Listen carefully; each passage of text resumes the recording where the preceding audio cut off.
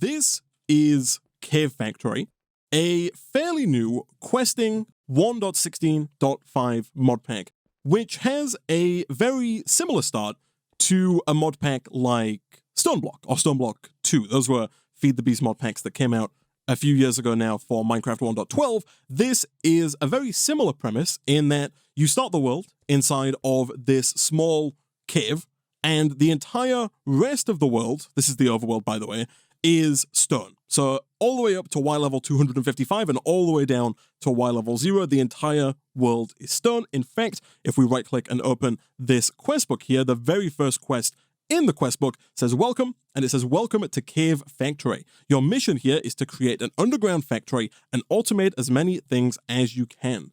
In the overworld, you'll find only stone. The ceiling is made from bedrock though. Feel free to dig around, but you will not find any structures underground. Diamond-shaped quests are challenges. Vein Miner is in the pack, but you need to finish the Twilight Forest to unlock it. This is a very simple tick box quest, and as a reward, we get plus 10 XP there, which is added to our levels. Not entirely certain why we need XP right at the start, but we have it. And then the very first quest here is to dig out pebbles. Sneak right-click on a stone block with an empty hand to get some pebbles. Make sure the quest to the left of this is checked. Scroll to zoom in and out on this here. You can use the scroll wheel. Once this is checked, you can then begin over here. And as it mentions, we can sneak right-click. So if we hold shift and right-click, we get pebbles out of the wall. And I don't believe this is capped. So if you can right-click quickly, you can get quite a lot of pebbles. And if, like me, you have a macro on your keyboard, you can do something like this, and you can get a very large number of pebbles very quickly. But just sneak right-click will get that for you. Real quick, before we go any further, we do start with a minimap in the top right there. And I don't know about you, but I'm not entirely convinced that we need a minimap for a cave mod pack like this. And so right out of the gate, if you just press M, and then go to settings, and then down to visibility, you can click that, set this to 0, accept, tick, and it's gone. Also, by default, the quest book in this pack, I don't think, if we go to options, controls, and then type in quest, yeah, by default, in this mod pack, there is no keybind to open the quest book, so you will always have to use this book here and right-click it if you want to get here. There are other ways to get to this quest book. For example, in your inventory, you can just click up here. So even if you don't have the book, you can click here and get to the quest. Alternatively, what I like to do is options, controls, type in quest, and then I like to bind this to the grave key, which is the key underneath escape and to the right of 1 on most keyboards. But anyway, we have completed the first quest here to get some pebbles, even more XP as a reward. And then after that, we have our first cobblestone quest. Very simple. We can craft 4 pebbles here up into cobblestone. I do also believe that we have the mod installed that lets you hover over and press K. So if you hover over any of these stacks of pebbles and press K, it will auto craft them into a 2x2 grid like this. So if you just press K, K, K, it crafts them all up automatically. Just a nice little thing there that makes life a little easier, especially at the start. And so really, I believe the beginning of this pack is quite simply shift right-clicking to get a bunch of pebbles. I'm right-clicking very quickly there to get a bunch of pebbles nice and quick, and then we can press K to very quickly craft all of those down into many, many stacks of cobblestone. As a reward there, we do get a furnace, and then the way that you generate wood in this mod pack is a little different. It says to get wood, throw a cobblestone on the ground and wait around 30 seconds. So all we have to do, drop the cobblestone, and 30 seconds later, that should turn into wood. I'm not quite sure if we're going to get different kinds of wood or if we're just going to get one kind of wood, like just oak. I guess we'll find out in 30 seconds. Following that, we do have Tinker's Construct in the pack, so we're going to use that for our early game tools and even our late game tools, I guess, as well. While we wait for that, I can walk through a couple of the mods in this pack, a couple of the key mods. One of the biggest mods in the pack, and quite possibly the biggest mod that we're maybe going to spend the most time working with, is the Create mod, which is a super cool, super nifty tech mod, which is kind of hard to explain. You'll see how it works once we start working with it, but it has a lot of moving parts. It's got a lot of structures, a lot of systems that we can set up and work with. We do also have Blood Magic here as a fairly early mod in this game. You may have noticed as well that we do have, also, did I get any wood? Oh, I did. I couldn't see that there for whatever reason, but we did get 64 oak logs. We do start with a zombie spawner right here. So right out of the gate, we can turn that on if we do want to start spawning in zombies. I believe that is going to be specifically useful for something like blood magic, where having a spawner can be so helpful early on. Over on the left here, if you hover over this little arrow, you can choose to pin this, and that way this will never go away. You'll just have these tabs on the left-hand side, or you can choose to unpin it, at which point it will leave when you're not hovered over it. But we have a couple of different quest lines in the quest book. We have Basic Automation, which is Tinkers, it is Blood Magic, and it is Create. We also then have the Factory quest line, which has mods like Immersive Engineering. We have the Tech section, which has Pneumaticraft. We've got Magic, in quotes there, because we have mods like Botania, which is sometimes referred to as a tech mod, and then also Blood Magic as well. At the top there, we have Storage. Two types of storage. We've got Simple Storage Networks at the top, which is a fairly early game storage system, a digital storage system, I should say, which then moves on into something like Refined Storage a little bit later on in the pack. The food quest line is quite hefty and includes a lot of seed quests.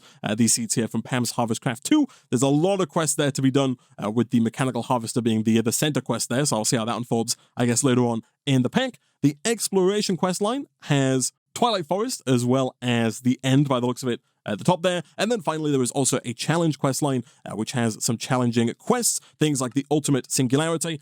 This is made from a bunch of other singularities, and singularities are made by getting very large quantities of any given resource. So, for example, if you want to make this Ultimate Singularity in this giant Ultimate Auto Crafting Table, you have to get a copper singularity, which requires 5,000 copper inside of a quantum compressor, but that is getting too far ahead of ourselves. We're going to start all the way back at Basic Automation. We have our wood, and as a reward, we're going to get planks and a stick. And I do believe, yes, the first thing we're going to make here is a crafting station, which is a crafting table from Tinker's Construct, but it has the benefit of allowing you to leave items in the crafting table even when you're not there. So to make this, we need a regular crafting table and then a blank pattern. If memory serves me right, a blank pattern is 2 planks and 2 sticks. It is indeed. And so if we do something like that, we get a crafting station. And as mentioned before, the benefit of this over a regular crafting table is that you can begin crafting things, and then when you leave, those things remain in that crafting table for you to come back to in the future. Following on from this, though, we have 2 options for quests. On the left here, we do have the Storage Drawer mod in the pack. I'm a big fan of the Storage Drawer mod, and especially given how easy it is for us to get wood in this pack, because all we have to do is drop cobblestone on the floor, and as you can see, we can get cobblestone nice and easily. It should be fairly easy for us to get quite a large number of storage drawers. The very basic storage drawer is a chest with 6 planks, like so. That gets us a regular 1x1 oak drawer, and if we drop this down, this is basically a box that can hold up to 2,048 of any one item. These can be upgraded. If you shift right click, there are spots for upgrades that we can add in the future. But for now, if we just double right click with the cobblestone, it will take all of the cobblestone out of our inventory. And if I hold shift, you can see in the top left corner there that we now have 154 cobblestone stored in here, and we can continue to store up to 2,048 cobble in this one storage drawer, which is super nifty. Back to the quest book, we do get a compacting drawer as a reward there. This is probably not going to be super useful just yet, but is going to be super useful fairly soon once we start getting a couple of resources like redstone and iron. The next quest up, actually there are 2 quests up, I guess. There is this quest down here called Gunpowder, which says also by throwing rotten flesh on the ground, you will get random mob drops. So basically, what we should be able to do, I won't do it yet because we don't have a sword, but once we do get a weapon of some description, we can spawn in these zombies, and also we do have trapdoors here, by the way, that we can use to fully lock them in. But we can spawn in a zombie or 2, kill those zombies, get their rotten flesh, and then much like we just did with the cobblestone, we can throw that rotten flesh onto the ground, and it will turn into randomly one of these 6 items here. And so going forward, if we can automate the killing of zombies and automate the production of rotten flesh, we could then also try and automate the dropping of rotten flesh to produce automatically all of these resources here, which will be super useful for us. Either way, back up, Part Builder will let you create tool parts. Tinker's Construct allows you to create upgradable tools, which are also easy to repair. To get started, you'll need some parts to create your tool with. So to get started with Tinker's Construct, we need the Part Builder. which I will go ahead and bookmark right there. For those who don't know, if you want to bookmark something, which is over on the left, all you have to do is find that item in JEI and then hover over it and press A. So if I clear this real quick and we go for, say, Dark Oak Saplings, if I hover over it and press A, it bookmarks it over here, so that in the future, when I'm searching for other things, it's still available quickly and easily for us to check the recipe. You can also do that while you're like in the quest book. So for example, the next quest here requires a Tinker's Station. If I click on this, hover over it and press A, now when I back out, it's still there and I can still click and see the recipe nice and quickly going forward. I don't have to keep searching for it over and over again. So part builder wise, this is 2 blank patterns and 2 oak planks, both of which we have. Perfect. And then in terms of the Tinker's Station, a very similar recipe here with 3 blank patterns and 4 oak planks. Boom. Boom. And boom. Nice. There's also a quest up here to make some parts. So if we put down both the Tinker Station and the part builder, inside of the part builder, what you can do is you can place your blank pattern in on the left. I keep calling these blank patterns, by the way, because they used to be called blank patterns in earlier versions of modern Minecraft. They are now just simply called patterns. But if we put the patterns in the part builder, you can then select a part to make. For example, this quest wants us to make a pickaxe head and a tool binding. And so in here, if we select a pickaxe head and place in some cobblestone in the material slot, we will get a stone pickaxe head. And if we do the same with the binding, we get a binding. Each time it uses 1 pattern, and then depending on what you choose, it will use a different number of resources. For example, this pattern here for the tool binding, it says in the top right, costs 1, whereas the pickaxe head costs 2. Some things like the large plate here cost 4, and so different things have different variable costs. The hammerhead has 8, so different things cost more and more. Also, if you place down these Tinker's devices, or these Tinker's blocks, I should say, next to each other, you can actually access all of them from this top menu here. So normally if you don't do that, if you like, for example, pick this up and place it down on its own, you'll see there's nothing else along the top. However, if you place them all next to each other, so they're all touching, you can access all of them and flick between them from any single one. So that is this quest complete. We get a tool rod as a reward. This quest gets us a wooden tool handle, and this quest gets us a stone small axe head. So now we actually have to assemble that tool, which we can do inside of the Tinker's Station. On the left here, you can see the Tinker Station is capable of making a couple of rudimentary tools and weapons. To start with, we want a pickaxe, and we also, I'm going to assume, probably want some kind of hatchet as well, a hand axe, if you will. So if we put in the stone pickaxe head, the stone tool binding, and then the wooden tool handle, that will get us a stone pickaxe. Nice. And we could do the exact same thing if we head on over to the pot builder. Let's say we put in some wood here. Let's make another wooden tool handle. You can make this out of cobblestone. However, I'm fairly certain that wood is a better material for making tool handles out of. On the right here, you'll see that we have a bunch of stats associated with the wooden tool handle. You'll see here that with wood, it has a durability modifier of 1x, an attack damage, attack speed, and mining speed modifier of 1x. Whereas if we were to put in the cobblestone here, you'll see that the cobblestone is actually slightly worse. It has a durability modifier of 0.8x. So any modifier multiplier below 1 will actually make your tool's durability lower. And so if we were to try and make this same pickaxe here with a stone handle, it would actually have lower durability than if we made it with a wooden handle. So when it comes to making handles, at least, wood is better. Whereas for the head, for example, it's much better to use cobblestone, because here you'll see that the durability of a wooden head is 60, whereas the durability of a cobblestone head is 130 with a mining speed of 4, which is much higher than the mining speed of 2 on the wooden head. So different materials are good for different things. For now, though, all you really need to know is that cobblestone is usually the best material for the head of a tool, and wood is usually the best material, at least early game, for the actual handle of a tool. So let's go ahead and do the exact same thing here, just as soon as we get another tool binding. Again, here I think that cobblestone is the better tool binding. So we'll do that.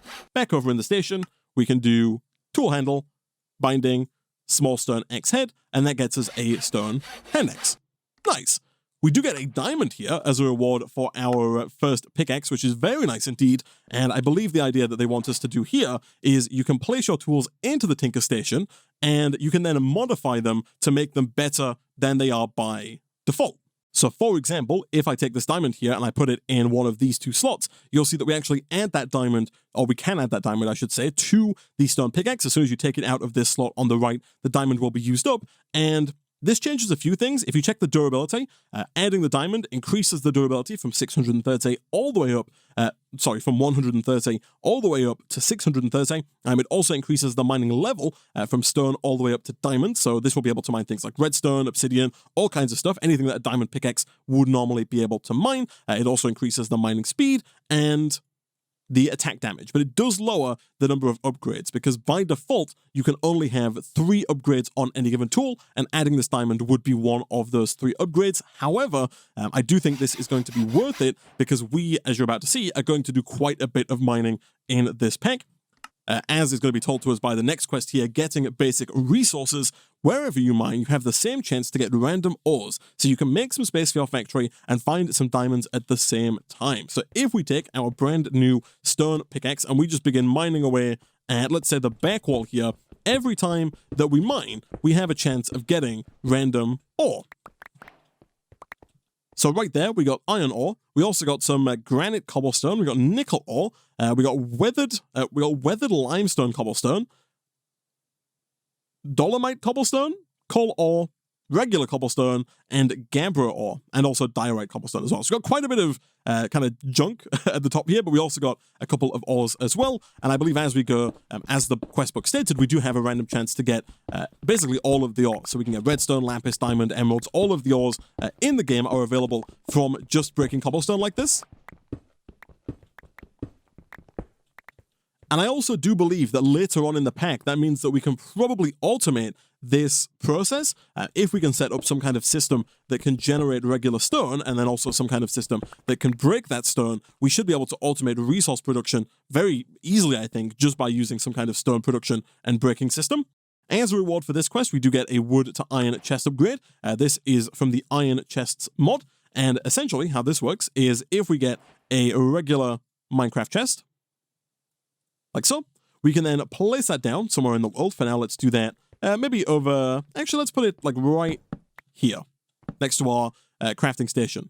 One of the benefits of having the oak chest next to the crafting station is that the chest is now accessible from within the crafting station. So anything that you put directly next to that is available in this UI here. So if I put in like this compacting door, you can now see it in here. What's even more useful is that, let's say, for example, I have my oak planks in here and I want to make a chest. All I have to do is type in chest. If I shift right click the move items button, it will then move those items from the adjacent chest directly into the crafting station. So I don't have to go get them from the chest and then go crafting. You can just do it all in one move. But also, this wood to iron chest upgrade here, all you have to do is right click it on a wooden chest and it will upgrade that to an iron chest, which is essentially a double Minecraft chest, but in the space of a regular chest, which we can now use to dump all of this stuff that we just received, including this redstone here. I do believe at the start, to actually get the redstone, we're going to have to replace down and re-break that redstone. And one thing we can do with that redstone at the start of the pack, if we'd like, is we can add that redstone to our pickaxe, because redstone, as you can see here, gives us the haste modifier, which actually makes our tool faster. So by default, our pickaxe here has a mining speed of 5. If we add some redstone to it, that goes up to 5.44, which is not huge. The way that the redstone modifier works, by the way, is that you'll see that we can put on more than 1 bit of redstone and it still only uses 1 upgrade slot. The reason for that is that down here, you'll see it's at 4 out of 45. And so you can put on up to 45 redstone before you then need to add another, or before you then need to use another upgrade slot. So if I was to try and add 50 redstone, that would use 2 of our remaining upgrade slots. And I think I will do this. I think given how much like stone breaking we're going to have to do at the beginning, I think it's going to be well worth investing some of our early game redstone into making our tool faster. So a little bit of mining later. We have a couple of ores here, not a ton. Again, I think for now I will take this redstone and again add it to our pickaxe just to try and make it that little bit faster. Right now we're at 5.44. That takes up to a mining speed of 7, which is hopefully a noticeable increase in speed. It definitely is. And so going forward, we should be able to get resources even faster as we add more and more redstone to that. But looking in the quest book here, this is where things kind of branch out, and we get a bit of a choice as to where we want to go in the quest book. If we head straight down, we start with the create mod. If we go down to the seed stone, we can start with some more tinkers and start working towards a smeltery, which is going to allow us to upgrade our tools and make even better tools, things like iron, pickaxes and whatnot. And if we head right, we start working on blood magic as well, and then some more create further down here. I am quite interested, I think, on getting to wheat fairly quickly, because right now we actually don't have any source of food whatsoever, which does mean that as soon as we run out of hunger, we are going to start going very slowly, and that's going to be a bit painful. A couple of these do intersect. For example, I do believe that in order to get the actual smeltery up and running, we are first going to have to make these crushing wheels from create, because in order to get sand, we have to run, I think it's cobblestone, through these crushing wheels, and so these two quest lines do kind of converge. And also, I think we actually might have to go down here and do this before we can do blood magic as well, because in order to make a blood altar, we need... Oh no, you don't need glass for the blood altar. However, in order to get the sacrificial knife, which is needed to actually use the blood altar, we do need glass, and I'm pretty sure that the only way for us to get glass is, of course, via sand. So I think we are going to have to start by going through this create section of the quest book, and then we can move up this way. But I do want to, again, try and get to wheat as soon as possible so that we have something to eat. Technically, the Twitch chat is right that we can use rotten flesh as a food source. And if we head on over to our tinker station, we should be able to make a dagger here using this small blade that was given to us as a quest reward. So real quick, if I take some sticks and make another wooden tool rod, we can then go to our tinker station and then combine that up with the small blade, and we get a very, very small little dagger. I actually don't know if it's worth using this dagger, like, at all. I feel like it's probably a better choice. Oh, we can actually make can we make a real sword out of this? If I get another handle?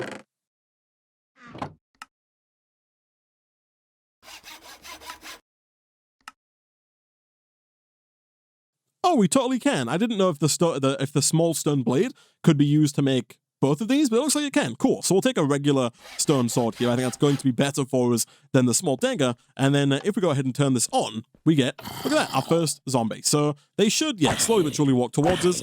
I'm going to try and, like, knock this guy, I think, into the corner. I want to kill him in a spot where we can actually get the rotten flesh, ideally. If he actually drops any, which I don't think he did.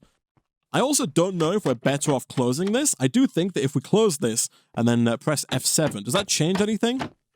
No.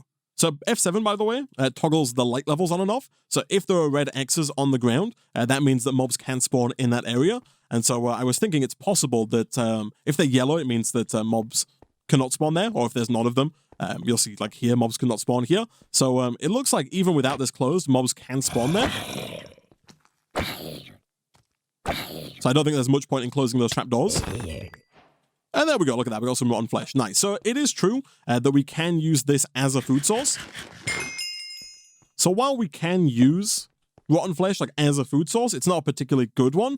I don't know if we can, like, smelt this into anything edible, or, like, craft it into anything super usable, at least not just yet. So yeah, food is definitely something I want to get to sooner rather than later. But to get there, we have to go through sand first. So this quest right here wants us to make this Endocyte Alloy. So to make these, we simply craft together 2 Endocyte with 2 iron nuggets. We do have 13 iron ore ready to go, and the game did give us a furnace at the start of the pack, so we can throw that down, throw some iron in it, and throw, I guess for now, some wood in there as well, because we don't actually have any coal yet. I did see there is a quest for coal over here. Before getting crushing wheels, you need to place ores and break them again. Yeah, so if we do have coal ore, which we do, we got 24, you can take that, place it, much like the redstone, and get the coal. Nice.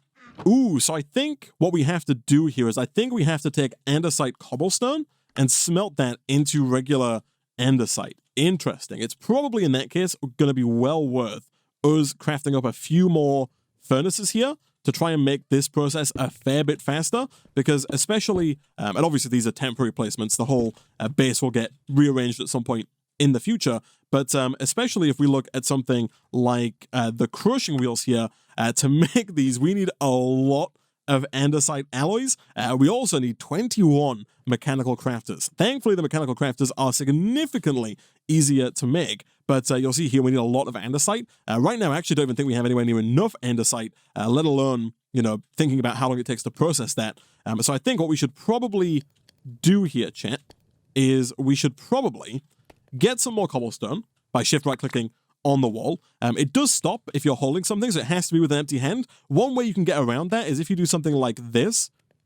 All of these stacks here will fill up before the empty hand, and so especially if you're going to use a macro like this that just simulates right-clicking very quickly, that will fill up all of those before it goes and fills up your first slot. Also, the K trick that I showed earlier, hovering over something and pressing K, only works, I believe, if you have inventory space.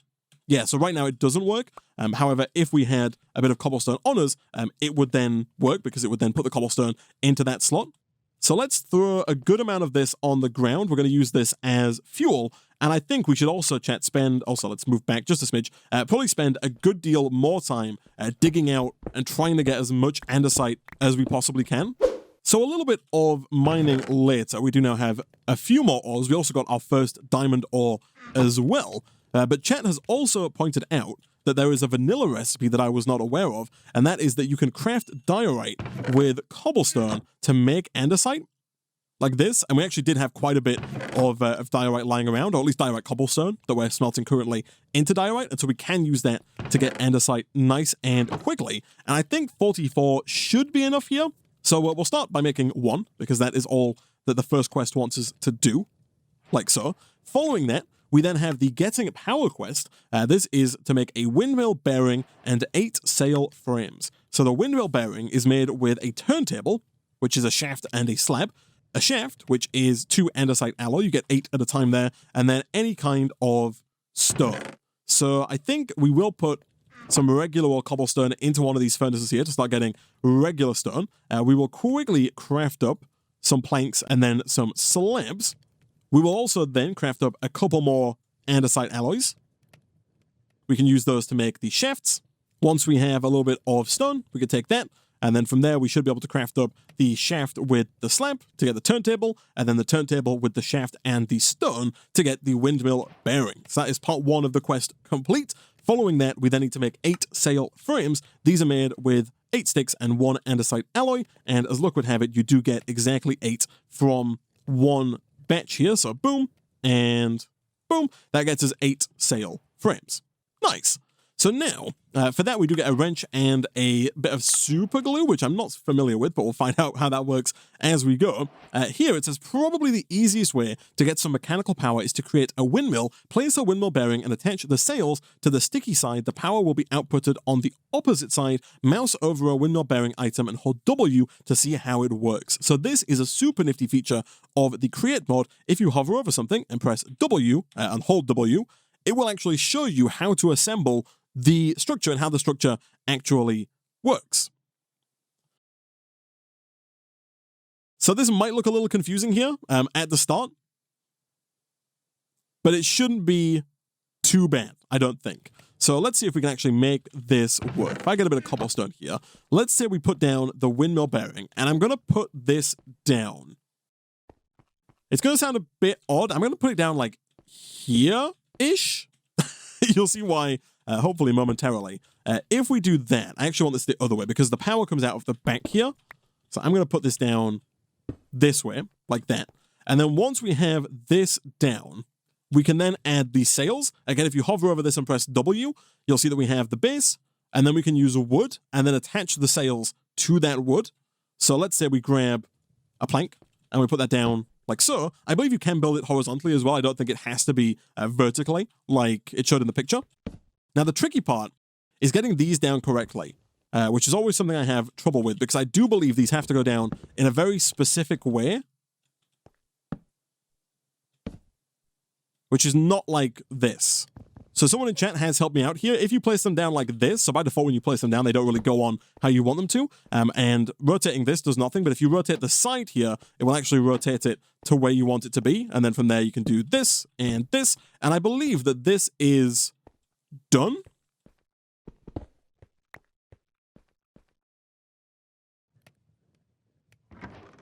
yeah, so all you have to do is right-click the actual windmill bearing once you're done, and look at that. It is going to start slowly but surely rotating, and that rotation is what we use for power. So basically, all we do now is we take these shafts and we extend this out of the back, and you'll see the shafts also rotate in line with the windmill. The reason we want that is that down here, we'll also claim our engineer's goggles, which I believe we can just wear on our head. Perfect. They're maybe slightly above our eyes, but that's fine. So the next quest on is the quest to make the mechanical crafters and also the cog wheels. Some machines require a cog to power them, others will connect with shafts. So the cog, fairly easy. It is one andesite alloy and then a bunch of buttons. We can get the buttons nice and easily by crafting some planks, and then if we do something like this, we get 8 small cog wheels. There are 2 different sizes of cog wheel that we're going to use in Create. We can also, of course, use some of this andesite here to get even more andesite alloy. We know we're going to need quite a few, actually, for the creation of the 2 crushing wheels. In terms of the mechanical crafters, 21 of these should be super easy for us to do. They're made in batches of 7, and they are made exclusively from crafting stations. So if we go ahead and do something like this and like this, we can do 7, 14, 21. We'll make 28 just to be on the safe side. We might need more in the future. As a reward here, we do get the barrel. It says in this questline, by the way, some items will require unconventional crafting methods. Assemble crafters in a pattern shown in JEI and power it with a cog. Direction of item movement is defined by the arrows on each crafter. They need to connect in one final spot where the crafter arrow is pointing to an external space, ideally a chest/barrel. So these are actually super nifty in the way they allow you to craft stuff. Again, if we hover over and press W here, you'll see that you use, I can't rotate this unfortunately, but you assemble these in a crafting pattern, and this could be as big as you like. You'll have noticed maybe that the recipe for the crushing wheels requires quite a few items, so this is where we need 21 mechanical crafters. And again, if we look in here, you attach all those, you give it mechanical power, and you rotate the actual crafters so they all point to one final location. Then you can place all of the items into the mechanical crafters, and if it has power, all of those items will start to move together and converge on that final point, as you can see here. Once they all reach that final point, the created item will be ejected into the chest that's next to the output spot. And the power comes in from the side like this using wheels, which are getting their power from, you guessed it, this guy. So, what else do we want to do? The gearbox we could use. I don't know if we necessarily need the gearbox just yet. The gearbox can be used to change the direction of shaft power. So right now it's going in a straight line this way. If we wanted it to go up, or if we wanted it to go, that way, for example, we could use a gearbox to change that direction. For now, though, let's go ahead and let's put down the mechanical crafters. So again, you're going to think I'm a little insane. I'm going to move these. I'm going to put these quite far back here to give us some space. So we need 3, and then it's like 5, I think, like this. I think it's 3 rows of 5, right? Let me check the recipe. Actually, let me bookmark the recipe for the crushing wheels real quick. Thankfully, we do get 2 of these, but yeah, so it's 3, 5, 5, 5, 3. Okay, that is fine. So we have all of these down, and again, we do want to make sure they all point in the right direction. So using the wrench, we can change the way they point, like this. We're going to have the final output go here. That's where this barrel's going to come in, because we can open the barrel even if it has a block above it. And then we need to rotate all of these to point to this end spot. So it doesn't matter how you do this. For example, these lines here are completely fine. Because all of these lines eventually get to this end spot, these are actually perfectly fine here. Like, all of this is fine. And actually, I think everything here is A-okay. We could change it, for example. We could have them go this way and then down. There's no reason to, but right now, everything here should converge on this final spot and then should make its way out as well. So now, all we need to do is we need to get some cogwheel power to one of these. Like, any of these will do. You'll notice they all have cogwheels on them. We're going to use our small cogwheel and put it right there. So as soon as this one starts spinning, this whole structure will have power, and each of the mechanical crafters will power all of the other mechanical crafters as well. Now, there is a pretty nifty thing that you can do to speed this up, because right now, this windmill is pretty slow. So one thing we could do if we really wanted to, let me get a few more andesite alloys here. If we do something like this and get some more of these, just to make some more shaft. What you can do, and what would work here, is we could do this, that one's spinning, And then we always need to get it over to here. So one thing we could do if we wanted to is we could get some cobblestone, do something like this. And I believe that doing this will work. Yeah, you'll see these wheels are spinning. And so if we did that over to here, and then we did something like this wheel should spin. And I think technically this system should work. Like this should begin doing what it's supposed to do. Let me test that real quick. So here we need 3, 6, 7, 8, 16 Andesite Alloy. Right now we got 14, so we just need 2 more Andesite Alloy here. The only other thing we need is planks and stone, which I believe we have. We got 1 stone and we got planks. So, for example, if we put the stone in the middle, we put the planks here, here, here, and here, and then we put the Andesite Alloys in all of the remaining slots. Once they're all in, we should see them very, very, very slowly. In fact, I don't even know if we can see just how slowly they're going. But I believe... Oh yeah, there it goes. Look at that. There he's going. He's going. They're all starting to move. It's going to very slowly but surely make its way down. Now, there is something we can do to make this faster. If we use my patent-pending blend of big and small cogwheels, you can make this quicker. So I believe the way this works is you have a small cogwheel. If you take that small cogwheel and convert it to a big cogwheel, that big cogwheel spins at the same speed as the small cogwheel. By default, not particularly useful. However, if you then place down a small cogwheel diagonally adjacent to a big cogwheel, that small cogwheel, because you're going from a big one to a small one, that small one is now faster than the big one, which means it's actually faster than the small one. So as you do this, it gets faster and faster. So we can do the same thing again, and then let's say we go and put another one up here. This one is now spinning quicker than before. And then we can do this, and you can see actually this gear is already starting to spin a fair bit faster than this one. This one's going fairly slowly. Over here, this one's going quite a bit faster. And then look at that. Now they're moving significantly faster than they were previously, and all of this stone here, by the way, is not required. It was just there to actually place down the gears, so we can get rid of all of this now. None of this is necessary. And we have a structure that starts off fairly slowly, and by the end of it is going a fair bit faster, and therefore over here, all of these items are slowly but surely converging on the same spot. And once they get to the barrel here, and you'll notice that as they kind of coalesce, they do get slower. So I think it is, like when you're setting this up, I think you want to set it up in such a way that the items kind of don't get together too quickly, if that makes sense. Like, for example, we could have them like all kind of connect together and snake like this, but I think that would be worse because I think that would slow it down. I think you want to make sure that each line has as few items as possible until the end. And look at that, we have 2 crushing wheels. Nice. So that is that quest complete. We get a chute as a reward. So place the crushing wheels one next to another and make them spin towards each other. Then you can throw items to get crushed items. So this is where we might actually need some gearboxes, and we also might have to change the way this works. Also, by the way, I'm not a fan at all of the fact that like this is like sideways and horizontal and just kind of slapped in the middle of the factory. Of course, going forward, we will try and move this and make it look a little bit more presentable. Also, I'm starting to regret the direction in which I built this here, but what we need to do now is we need to put these 2 wheels down, and just for example, we'll do it like, not like that, we're going to do it like this, and then we need to have this wheel spinning clockwise, and we need to have this wheel spinning counterclockwise. Those wheels both spinning in opposite directions will then allow us to drop items in from the top, and those dropped items will then get crushed by the crushing wheel and deposited below. And I believe what we want to do is we want to take cobblestone, run that cobblestone through the crushing wheel, and that gets us gravel, and then if we do the same thing with gravel, that gets us sand, flint, and clay. The sand is what we're after, because the sand is not only useful for the quest, it also allows us to get into late-game tinkers, or mid-game tinkers with the tinker smeltery, and it also allows us to make that sacrificial knife for the blood altar that I mentioned earlier. I don't think we'll leave these here, and again, it's probably easier to just shift right-click with the wrench as opposed to using up pickaxe durability. But yeah, we have to get these down.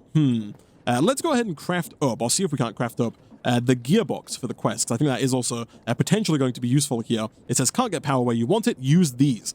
We can use these to control both the rotation and the direction. So to make the gearbox, we need 4 small cogwheels with 1 andesite casing, which is planks, andesite alloy, and wood. Boom. And We need one more cogwheel, which requires, of course, a bunch of buttons. We need 8 in total. And then at that point, we also need like one more andesite.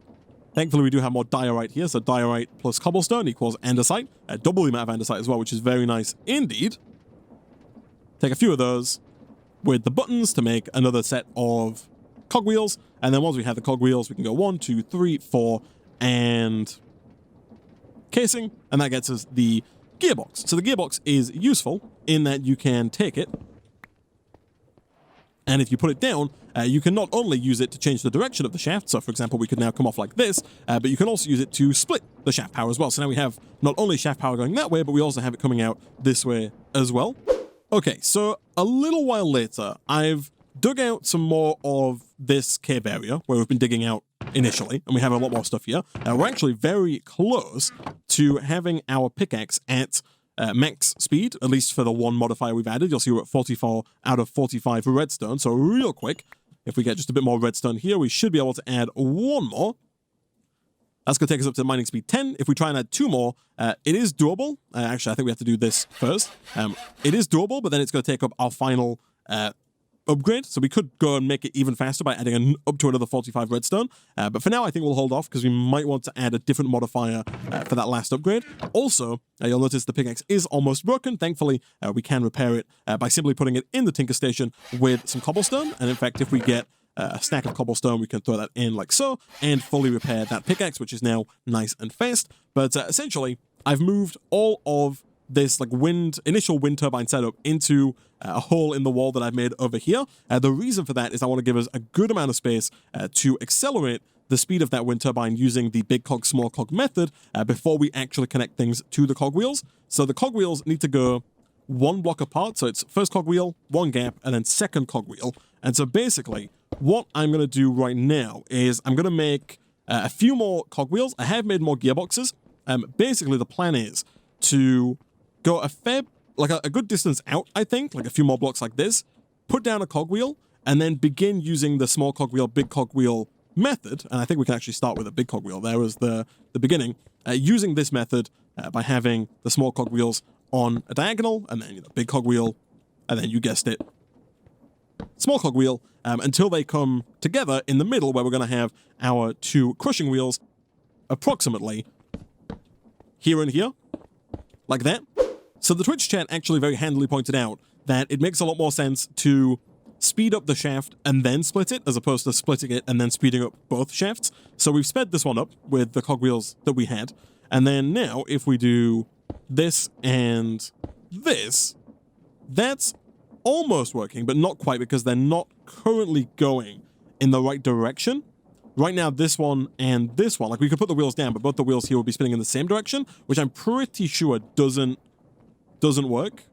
So at the advice of the Twitch chat, it looks like the easiest way for us to do this is, I guess we don't need this gearbox here, but if we take the shaft, we set it to a gearbox, and then we just have a shaft connected to a second gearbox, like so.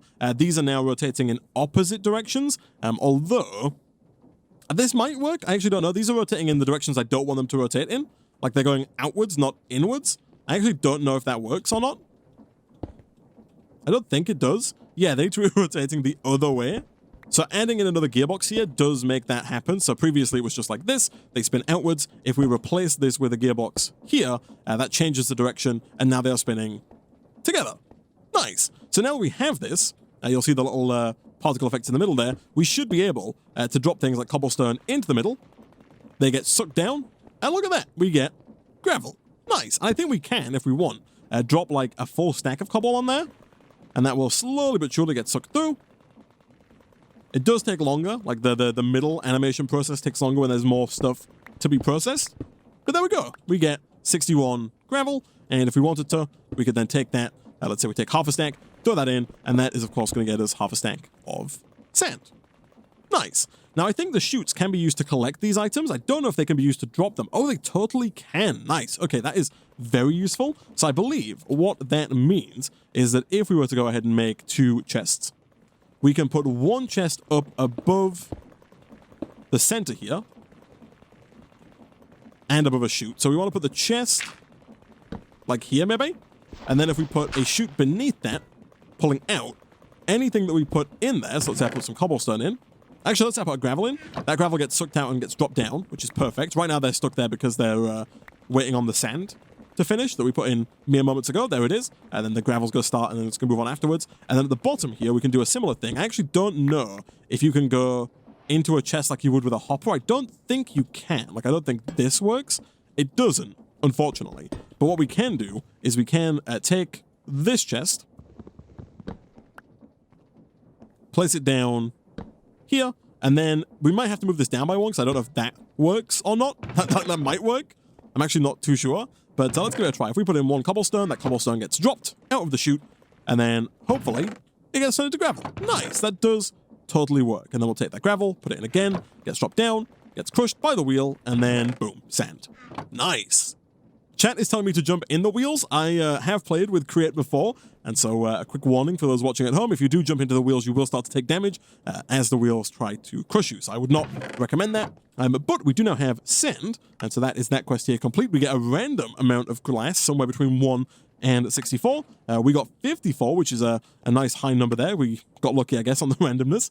And then back up here, the blood altar, it says to get dirt or lava in this world, we will need some kind of magic. You can get blood into the altar either by stabbing yourself with a sacrificial knife, which does require glass, or by killing monsters near the altar with a Dagger of Sacrifice, which you do get as a reward for completing this quest. To complete the quest, all we need is 4 of any stone, 1 furnace, and 3 gold ingots. That seems incredibly easy for us to do. We can start smelting some gold right away. We do have stone ready to go. We've got 27 in our inventory, and then the furnace we can make nice and easily using the large amount of cobblestone that we already have, making sure, of course, not to be a fool, don't try use the andesite cobblestone, instead use the regular cobblestone that is necessary. Following that, the dirt quest here.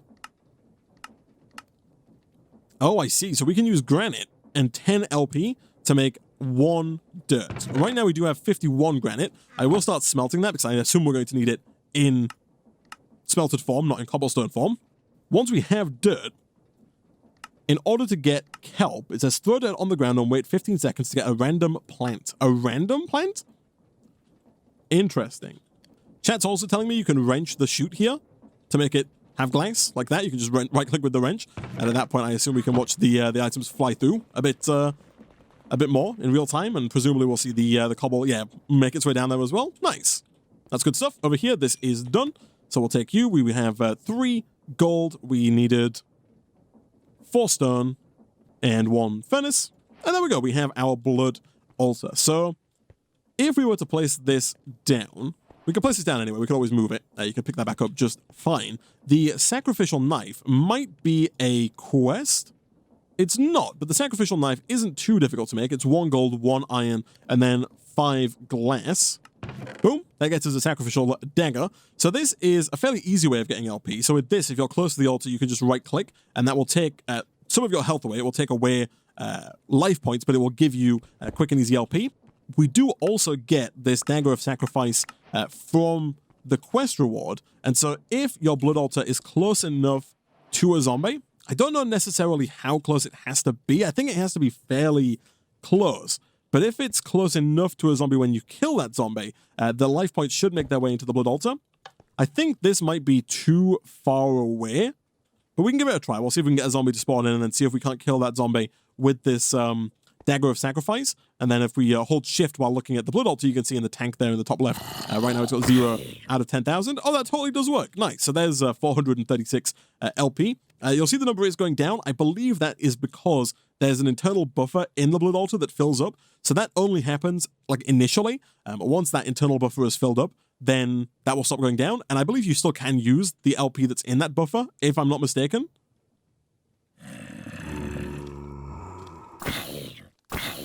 And I'm very happy about the fact that it's an instant kill as well on the zombies. But now, for example, if we go and take some of that granite that we have over here, and we put that in like so, it's going to very quickly turn it into dirt. Now, most things in the blood altar are not that fast. The reason this one is so fast is that it takes such a small amount of LP. You'll see we've got, hundreds, and it only takes 10 per bit of dirt. So this is nice and quick. Going forward, though, there are things that are probably going to be a little slower. So there is the dirt quest complete, and then if we go ahead and throw the dirt on the floor, as the quest book states, hopefully it's not going to be too difficult for us to get kelp. What do we get here? We got cactus, we got sweet berries, we got sugarcane. If we go and get a bit more dirt here, once we have some more dirt, we can do a couple of things, I guess, right? We should be able to grow some more berries, so we can leave that berry bush there to grow as more berries over time. And if we get some kind of hoe, which we can do with tinkers in the future, we can get a mattock, which acts as a shovel, a hatchet, and a hoe, I believe, all in one. But for now, we can do something like this, we can do this, and we can plant down some wheat seeds, and slowly but surely, those, hopefully, will grow into wheat, albeit not incredibly quickly.